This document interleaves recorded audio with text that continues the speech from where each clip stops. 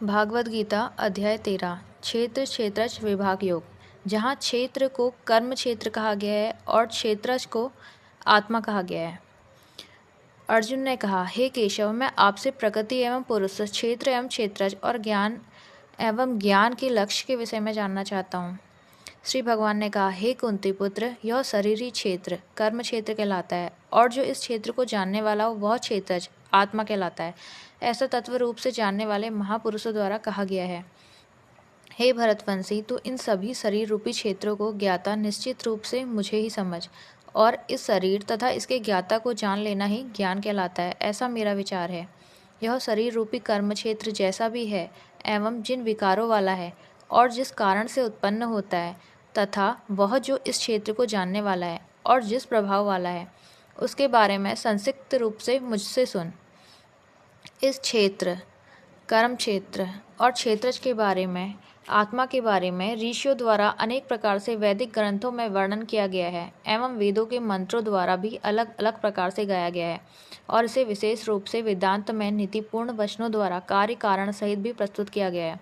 हे अर्जुन, यह क्षेत्र पंच महाभूत पृथ्वी, जल, अग्नि, वायु और आकाश, अहंकार, बुद्धि, प्रकृति के अव्यक्त तीनों गुण, सत्व, रज और तम, 10 इंद्रियां, कान, त्वचा, आँख, जीभ, नाक, हाथ, पैर, मुख, उपस्थ और गुदा, एक मन, 5 इंद्रियों के विषय, शब्द, स्पर्श, रूप, रस और गंध, इच्छा, द्वेष, सुख, दुख, चेतना और धारणा वाला यह समूही विकारों वाला पिंड रूप शरीर है, जिसके बारे में संक्षेप में कहा गया है। विनम्रता, मान अपमान के भाव का ना होना, दंभहीनता, कर्तापन के भाव का ना होना, अहिंसा, किसी को भी कष्ट नहीं पहुंचाने का भाव, क्षमाशीलता, सभी अपराधों के लिए क्षमा करने का भाव, सरलता, सत्य को न छिपाने का भाव, पवित्रता, मन और शरीर से शुद्ध रहने का भाव, गुरु भक्ति, श्रद्धा सहित गुरु की सेवा करने का भाव, दृढ़ता, संकल्प में स्थित रहने का भाव, और आत्मसंयम, इंद्रियों को वश में रखने का भाव। इंद्रिय विषयों, शब्द, रूप, रस, गंध, स्पर्श के प्रति वैराग्य का भाव, मिथ्या अहंकार, शरीर को स्वरूप समझना न करने का भाव, जन्म, मृत्यु, बुढ़ापा, रोग, दुख और अपनी बुराइयों का बार बार चिंतन करने का भाव, पुत्र, स्त्री, घर और अन्य भौतिक वस्तुओं के प्रति आसक्त न होने का भाव, शुभ और अशुभ की प्राप्ति पर भी निरंतर एक समान रहने का भाव, मेरे अतिरिक्त अन्य किसी वस्तु को प्राप्त न करने का भाव, बिना विचलित हुए मेरी भक्ति में स्थिर रहने का भाव, शुद्ध एकांत स्थान में रहने का भाव और सांसारिक भोगों में लिप्त मनुष्यों के प्रति आसक्ति के भाव का न होना, निरंतर आत्मा स्वरूप में स्थित रहने का भाव और तत्व स्वरूप परमात्मा से साक्षात्कार करने का भाव, यह सब तो मेरे द्वारा ज्ञान कहा गया है, और इनके अतिरिक्त जो भी है वह अज्ञान है। हे अर्जुन, जो जानने योग्य है अब मैं उसके विषय में बतलाऊंगा, जिसे जानकर मृत्यु को प्राप्त होने वाला मनुष्य अमृत तत्व को प्राप्त होता है, जिसका जन्म कभी नहीं होता, जो कि मेरे अधीन रहने वाला है, वह ना तो कर्ता है और ना ही कारण, उसे परम ब्रह्म परमात्मा कहा जाता है। वह परमात्मा सभी ओर से हाथ पैर वाला होता है, वह सभी ओर से आँखें, सिर तथा मुख वाला, वह सभी ओर सुनने वाला है और वही संसार में सभी वस्तुओं में व्याप्त होकर स्थित है। वह परमात्मा समस्त इंद्रियों का मूल स्रोत है, फिर भी वह सभी इंद्रियों से परे स्थित रहता है। वह सभी का पालन करता होते हुए भी अनासक्त भाव में स्थित रहता है, और वही प्रकृति के गुणों सत्य, रज, तम से परे स्थित होकर भी समस्त गुणों को भोगता है। वह परमात्मा चर अचर सभी प्राणियों के अंदर और बाहर भी स्थित है। उसे अति सूक्ष्म होने के कारण इंद्रियों के द्वारा नहीं जाना जा सकता है। वह अत्यंत दूर स्थित होने पर भी सभी प्राणियों के अत्यंत पास भी वहीं स्थित है। वह परमात्मा सभी प्राणियों में अलग अलग स्थित होते हुए भी एक रूप में ही स्थित रहता है। यद्यपि वही समस्त प्राणियों को ब्रह्म रूप से उत्पन्न करने वाला है, विष्णु रूप से पालन करने वाला है और रुद्र रूप से संहार करने वाला है। वह परमात्मा सभी प्रकाशित होने वाली वस्तुओं के प्रकाश का मूल स्रोत होते हुए भी अंधकार से परे स्थित रहता है। वही ज्ञान स्वरूप आत्मा है, वही जानने योग्य परमात्मा है, वही ज्ञान स्वरूप आत्मा द्वारा प्राप्त करने वाला लक्ष्य है, और वही सभी के हृदय में विशेष रूप से स्थित रहता है। इस प्रकार कर्म क्षेत्र शरीर, ज्ञान स्वरूप आत्मा और जानने योग्य परमात्मा के स्वरूप का संक्षेप में वर्णन किया गया है। मेरे भक्त ही और सब जानकर मेरे स्वभाव को प्राप्त होते हैं।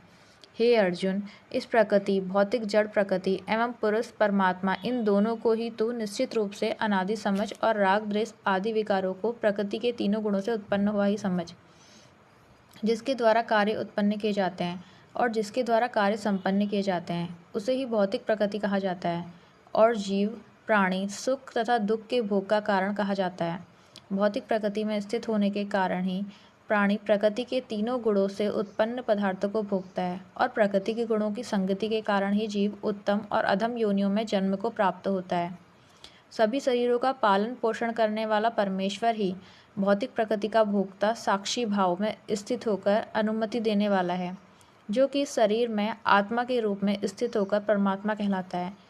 जो मनुष्य इस प्रकार जीव को प्रकृति के गुणों के साथ ही जानता है, वह वर्तमान में किसी भी परिस्थिति में स्थित होने पर भी सभी प्रकार से मुक्त रहता है और वह फिर से जन्म को प्राप्त नहीं होता। कुछ मनुष्य ध्यान योग में स्थित होकर परमात्मा को अपने अंदर हृदय में देखते हैं। कुछ मनुष्य वैदिक कर्मकांड के अनुशीलन के द्वारा और अन्य मनुष्य निष्काम कर्मयोग द्वारा परमात्मा को प्राप्त होते हैं। कुछ ऐसे भी मनुष्य हैं जो आध्यात्मिक ज्ञान को नहीं जानते हैं, परंतु वह अन्य महापुरुषों से परमात्मा के विषय सुनकर उपासना करने लगते हैं। परमात्मा के विषय में सुनने की इच्छा करने कारण वह मनुष्य भी मृत्यु रूपी संसार सागर को निश्चित रूप से पार कर पाते हैं। हे भरतवर्षी अर्जुन, इस संसार में जो कुछ भी उत्पन्न होता है और जो भी चर अचर प्राणी अस्तित्व में है, उन सबको तू क्षेत्र जड़ प्रकृति और क्षेत्र चेतन प्रकृति के संयोग से ही उत्पन्न होता हुआ समझ। जो मनुष्य समस्त नाशवान शरीरों में अविनाशी आत्मा के साथ अविनाशी परमात्मा को समान भाव से स्थित देखता है, वही वास्तविक सत्य को यथार्थ रूप में देखता है। जो मनुष्य सभी चर अचर प्राणियों में समान भाव से एक ही परमात्मा को समान रूप से स्थित देखता है, वह अपने मन के द्वारा अपने आप को कभी कष्ट नहीं करता है। इस प्रकार वह मेरे परम धाम को ही प्राप्त करता है। जो मनुष्य समस्त कार्यों को सभी प्रकार से प्रकृति के द्वारा ही संपन्न होते हुए देखता है और आत्मा को अकर्ता देखता है, वही यथार्थ रूप से देखता है। जब जो मनुष्य सभी प्राणियों के अलग अलग भावों में एक परमात्मा को ही स्थित देखता है और उस एक परमात्मा से ही समस्त प्राणियों का विस्तार देखता है, तब वह परमात्मा को ही प्राप्त होता है। हे कुंती पुत्र, यह अविनाशी आत्मा आदि रहित और प्रकृति के गुणों से परे होने के कारण शरीर में स्थित होते हुए भी ना तो कुछ करता है और ना ही कर्म उससे लिप्त होते हैं। जिस प्रकार सभी जगह व्याप्त आकाश अपनी सूक्ष्म प्रकृति के कारण किसी वस्तु से लिप्त नहीं होता, उसी प्रकार शरीर में सभी जगह स्थित आत्मा भी शरीरों के कार्यों से कभी लिप्त नहीं होती। हे भरतवर्षी अर्जुन, जिस प्रकार एक ही सूर्य इस संपूर्ण ब्रह्मांड को प्रकाशित करता है, उसी प्रकार शरीर में स्थित एक ही आत्मा संपूर्ण शरीर को अपनी चेतना से प्रकाशित करता है। जो मनुष्य इस प्रकार शरीर और शरीर के स्वामी के अंतर को अपने ज्ञान नेत्र से देखता है, तो वह जीव प्रकृति से मुक्त होने की विधि को जानकर मेरे परम धाम को प्राप्त होता है। इस प्रकार उपनिषद, ब्रह्म विद्या तथा योग शास्त्र रूप श्रीमद् भगवद गीता के श्री कृष्ण अर्जुन संवाद में क्षेत्र, क्षेत्रज्ञ, कर्म क्षेत्र और आत्मा विभाग योग नाम का 13वां अध्याय संपूर्ण हुआ। हरि ओम तत्सत।